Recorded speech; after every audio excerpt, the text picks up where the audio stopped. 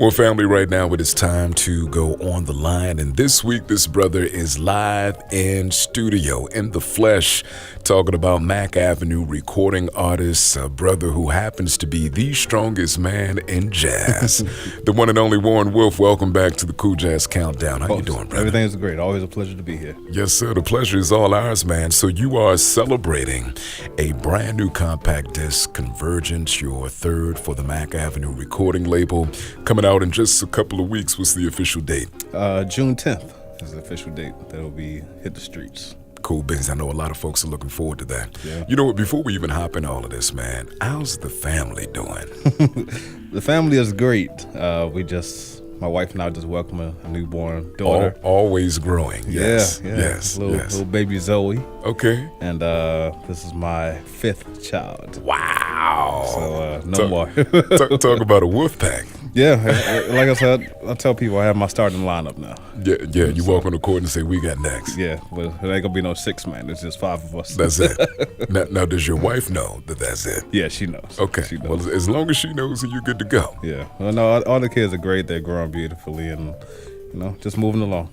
Well, having 5 kids, it's no wonder that I'm seeing you all over the place, not just on your own projects, but other projects out there.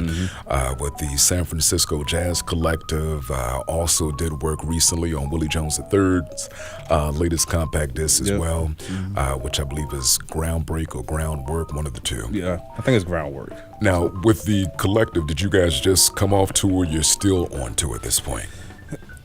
Kind of both. We just finished a month-long tour. Okay. We started in St. Louis, and I think we ended in somewhere in Texas, maybe. Wow. Somewhere like that. Okay. Actually, no. Starting in St. Louis, we ended in Maryland. We played at the Strathmore. Yeah. That was just a couple of weeks ago. Yeah, so we have 2 more shows as far as this season goes because we're performing the music of Michael Jackson. Nice. So we have, I think we're playing Detroit Symphony Hall in a few weeks, and then after that we're doing the Ottawa Jazz Festival. And after that we take some time off, and then we come back together in the fall. We spend a month in San Francisco to rehearse new music for the upcoming season, and we'll be doing the music of Miles Davis. Okay, well, so from Michael Jackson to Miles Davis. It's pretty awesome, man. Yeah, we should have some fun. I mean, Miles Davis, he has such a wide variety of music. We can go from the early beginnings of jazz to post-bop to modal jazz to the stuff he did in the 70s when he was kind of rocking out to the early pop stuff he was doing in the 80s. So he have 8 members in the band. Somebody's gonna pick something from each era. Right. Have you seen the Miles Ahead biopic yet? Not yet. I want to go see it. I haven't either. I gotta check it out. I feel bad actually. This morning I looked on my black box trying to find the film, and I didn't find the link. So so I will be going to the theater in support of that. So I know you just wrapped up a few days at Smoke Sessions up in NYC as well, and I had the pleasure of almost being there live and in person because you did a Facebook Live video for that, which was pretty awesome. Is that something new that you're going to be doing on a regular, or you just figured you'd give folks a taste of what took place there? If I can squeeze it in there, I will. Okay. I can't imagine myself doing that in a concert hall. Yeah. But knowing me, I probably would do something like that because I like to interact with the audience. So if I were in the concert hall, I would easily go tell a person in the audience, say, "Hold my phone, please," and we're gonna broadcast live across the world. And people like stuff like that because they know that you have a sense of humor. I'm not just an uptight musician. I'm just a person who likes to have fun. Right. But we'll see. Okay. Now, while you were there at Smoke nightclub, did they try to pull you to the side and say, "Come on over to Smoke Session Records"? Because their lineup is growing. Yeah. No, they have a lot of spectacular artists, but no, I think they know I'm dedicated to Mack Avenue. Good stuff. Yeah. Warren Wolf in studio. If you are just joining us, Warren, you've been at this thing professionally for a good 15 years or so. You definitely have some skin in the game, but you're still a young man in the game as well, age-wise. We don't necessarily hear the term anymore that jazz is dead, but from a young man's perspective, a young old man's perspective in the game, what is the current state of jazz, if you will? Jazz will always be there in some type of way. I mean, especially with certain artists out here that we have that's still promoting the music and just moving the music forward. I had the pleasure of doing a few tracks on Christian Scott's last record called Stretch Music, and he's definitely moving the music. Just in conversation with him, he's always talking about, let's kind of move ahead past the jazz thing. Let's create like a rock band, even though we are a jazz group. Right. Then you have, of course, artists like my man Robert Glasper, and then to Esperanza Spalding and Cecile McLaurin Salvant. You know, all these great artists are still just moving the music ahead. Jazz isn't dead. It's very much relevant. Even if we want to look at some of the pop artists, I mean, you don't really think about it, but if you look at somebody like Stevie Wonder, a lot of his music is based in jazz. It just so happened he's writing hits. Right. So, big hits, major hits. If you look at, like, you know, just going music knowledge right now, you look at one of his great songs like Overjoyed. Overjoyed has jazz movements through the chords. But it's such a beautiful song and it's a hit. So it'll always be there. It's not dead. Let's talk about something that I don't think gets mentioned enough just in life, period, but definitely not in music, and that is mentorship and the importance of mentorship. Who is Warren Wolf's mentor? I have a few different ones, but somebody who I really look up to, honestly, is Christian McBride. It's not something that we talk about. We never have. I don't have to go to him and ask him a question. I just kind of watch and learn by the vision, learn by the eyes. But, you know, Christian is definitely number one. My dad, he's probably the biggest one of all. Wow. Because since he got me started playing when I was a little kid. Probably besides that, one of my teachers from Berklee College of Music, his name is Dave Samuels. He was a member of Spiral Gyra in the 80s, and he's doing his own thing now. So those are like the main three. And mentorship, folks, if you do not have a mentor, and I don't care what field you are in, get a mentor, somebody that you can bounce things off of. And as Warren mentioned, he doesn't even have those conversations necessarily with Christian, but somebody that you can look to and learn from. Kind of like a shadow, almost. Right. Yeah, I watch Christian, the way he reacts with the crowd. I see how he does business. And, I mean, if it really comes down to it, I will ask him. Like, I recall one time we were on the plane, I asked him some stuff financially, like how does this work in the business, because I'm not sure, you know. You know, it's important to have somebody who you trust in and somebody who will be there for you and just keep it 100% real with you. Keep it 100, that's what it's all about. Warren Wolf in studio. He has a brand new compact disc called Convergence. We're going to talk about that in just about 15 to 20 minutes or so. I already know you got time to stick around, so you stay right there, family. Keep it where you have it. More with Warren Wolf coming up right here on the Cool Jazz Countdown.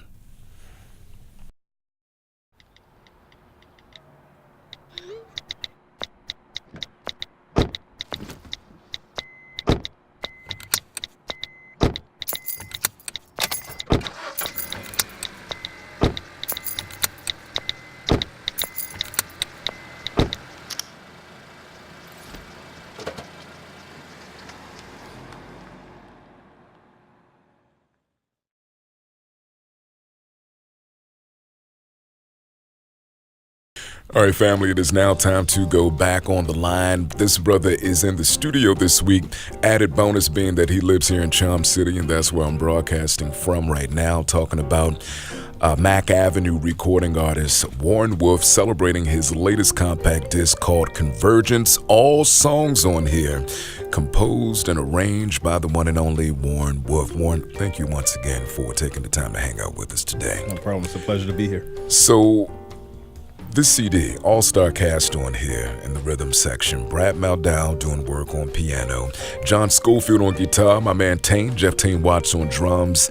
Your label mate and mentor Christian McBride doing work on bass here. This is a different kind of sound for Warren Wolf, being that you are employing a guitarist on here. A little different for you. What brought that to be? It was something that we wanted to try, especially somebody like Schofield. I mean, you have many different styles of guitar players. You look at Kurt Rosenwinkel, Mark Whitfield, Russell Malone, but John Schofield has that kind of slight rockish sound. He does. And it was very interesting to throw him on two tracks of mine that definitely had like a rock feel, or just that bluesy feel, I should call it. he was nothing but butter in the studio. Yeah. Sounded really awesome. Wow. And it's funny you say that because I actually put that same word down for another track on the album. So I'm glad to see we're in the same wavelength, if you will. But the band, you allow them to really stretch out on here. You are the featured artist, but you give everybody enough room to do what they do. Was that intentionally as well? Definitely. Because, as musicians, we always grow as musicians, but this was kind of like, at least what somebody said in the studio, it's kind of like a throwback to the 90s. So I wanted to kind of give that feel to it and let the artists just play. Right. And freely just do whatever they wanted. And that's the name of the game right there.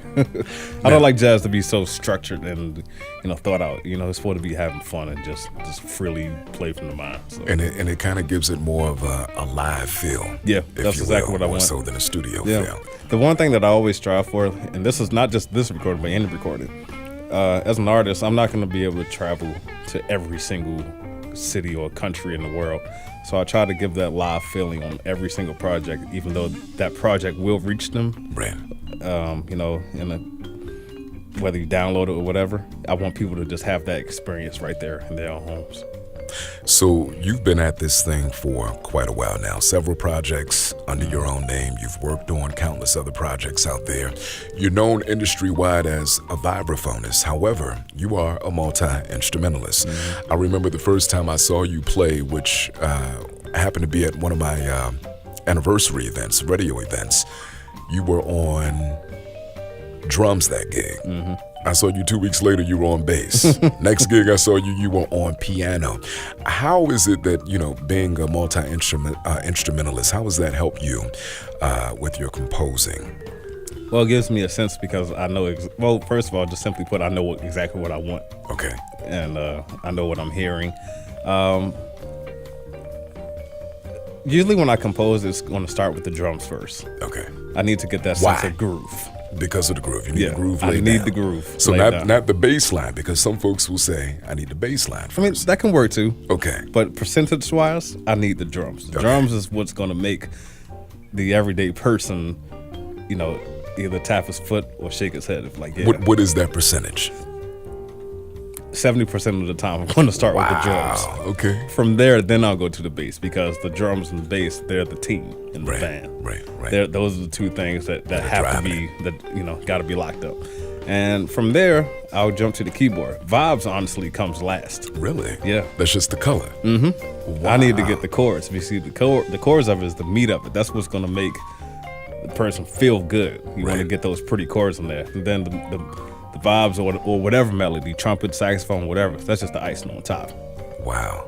So it all starts with the drums, 70% of the time. Yeah. Okay. All right, well, you learn something new every day. Yeah, so when I'm home, when I'm composing, I get on the drums and I start playing something until it feels good. I'll record it into my phone, and then I don't have a bass in the house, so I'll just go and get a bass patch on my keyboard. Okay. And play it there. A bassist who does not have a bass in the house, but can play the hell out of the bass. Yeah, I do not own a bass. Only one with. Okay. And he only practices the vibes every now and then. Yeah. That's a whole nother story, though. Yeah. It goes back to his childhood. His father locked him in the closet and told him he had to play the vibes all day long, every day. That's right. And I don't have time now because I'm practicing training my kids up. So the joys of parenthood. Yeah. So, okay, let's talk about the CD Convergence. Incredible CD. 11 tracks on here. I mentioned that you either wrote or arranged the tunes on here. Let's start out talking about the tune in which you pay homage to the Hutch Man on Montera. Is that like that one tune that all vibraphonists they look to play at some point in time because it's just that cool song? You know what? I don't know how I came across that song. I was on tour in Doha. Okay, where's Doha? Doha is in the Middle East. Okay. Jazz at Lincoln Center has a new club out there called Jazz at Lincoln Center Doha. Of course they do. So I was sitting in my room one night, and a guy, he sent me a tweet. Okay. He said, "Warren, I'm coming to see your show tonight. Can you play a song called Montera?" And I looked at the tweet and I was like, who is this guy? I'm not learning another tune just because somebody asked me to play it. But because, you know, there was a lot of time in Doha where, you know, a lot of downtime. I decided to check the song out, and I looked at it, I said, wow, this is Bobby Hutcherson. Pretty cool. Yeah. Nice and simple. Oh, the groove And I is- also found out that an artist, hip-hop artist called Madlib, he actually recorded a full CD of Blue Note jazz classics, but just in a hip-hop, with hip-hop beats. So I heard the version there. Okay. So, Was this on the Blue Note remix project? yes. Okay. Yes. So, Love that one. I decided, I said, okay, this is one of my favorite songs that I like to play, because nowadays I'm kind of simplifying everything. Okay. I mean, wait till you hear the next project. Wow. But this is one of the songs that's kind of like leading toward the next one. Okay. But, you know, just really groovy, very chill. And we'll come back to that next thing in a second here. Okay. So there's a tune on here. I really love the melody. The name. I said, okay, what is this and how do you say it? And, you know, you get on air and it's like Sworn Wolf with tergiversation. But break that down. Tergiversation. Tergiversation. Yeah, I believe that's how you say it. Okay, what the hell is it? What does it mean? The definition of tergiversation is a clear-cut statement or evasion of a straightforward action. Wow, that's a lot. Yeah. How did you come across this word? Well, it's not the word. I came across the tune, actually. A few years ago, this was the same year that Michael Jackson died, which was 2009. Wow. I happened to spend 1 week on the road with Kareem Riggins. You know, great drummer. And Kareem is a great, like, person who always finds tunes that nobody will play. Okay. And that happened to be one of them. And if you actually Google search, don't go to YouTube, you're not gonna see it there. But if you go just Google search Kareem Riggins, Warren Wolf, you're gonna see this video that we recorded live at Yoshi's in Oakland, California. Okay. And it's myself, Kareem, the late great Margaret Miller playing Fender Rhodes, and a bass player named Joe Sanders. Nice. And we played the song Tergiversation, and it's composed by Gene Perler, who's another great bass player who played with Elvin Jones back in the day. Okay. And I thought it was cool. I was like, you know, let's try this in a trio situation. Something to hold in your back pocket. Yeah. Tergiversation. Tergiversation. Yeah. TERGIVERSATION. This is something that one of the kids would have on ESPN in the spelling test. That's right. Yeah. In the spelling bee, yeah. I try to tell people when I play that song on shows, I say, I'm going to teach you guys something. You learn something every day. And I tell them the title. Nobody knows what that word is. No, I would have failed. Yeah. One of my favorite tunes on here is a tune that has just lived in my life over the years, and that is the Stevie Wonder classic, Knocks Me Off My Feet. The arrangement is like butter, bro. It just slowly melts, and it just tastes so good. It feels good. What brought you to add this to the lineup of the project? Every CD, no matter what CD I do, I don't care what style or what I'm going for. I'm always going to give the people something that they know, regardless if it's in the pop world or whatever. It's just going to be something. So I pretty much played this song exactly, kind of like the recording, but I kind of switched it over, made it a little dark a little bit. Yeah. I got I was inspired by Nicholas Payton. Okay. On one of Nicholas's records, it's titled Dear Lewis. He took an arrangement of the classic On the Sunny Side of the Street featuring Diane Reeves, and he totally just flipped the song around. He made it, instead of it being in a happy major key, he flipped it to the minor key. Wow. So I decided to halfway do this with Knocks Me Off My Feet, and I changed the meter marking a little bit, but you know, it comes back home to the original feel of it.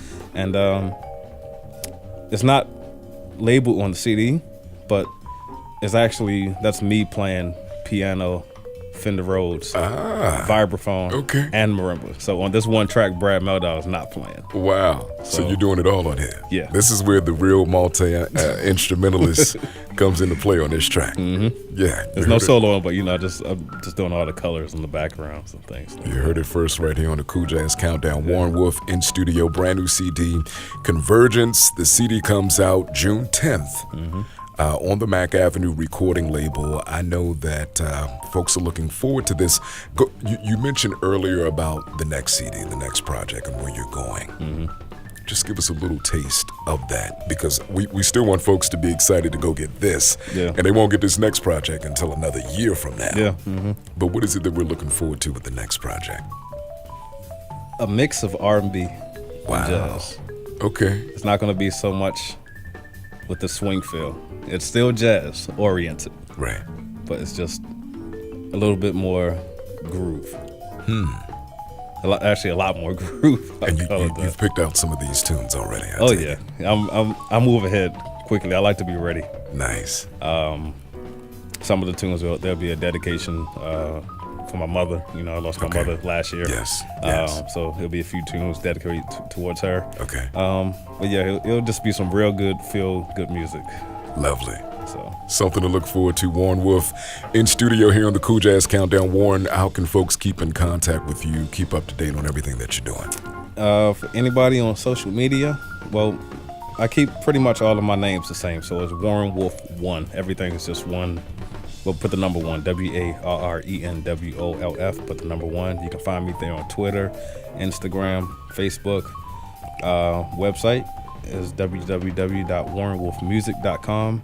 You can always go to YouTube, just type in Warren Wolf vibes, drums, piano, either one, something is going to come up. And just type in Warren Wolf Mac Avenue, and they'll take you to my artist page for the Mac Avenue record company. And that's it. That's Mac the best way to Avenue. reach me. Yes, Mac Avenue recording artist Warren Wolf in studio. He is called a jazz superhero. I call him the strongest man in jazz. Always a pleasure, brother. Thank you for stopping by. Thank you very much. Appreciate it. Warren Wolf right here on the Cool Jazz Countdown.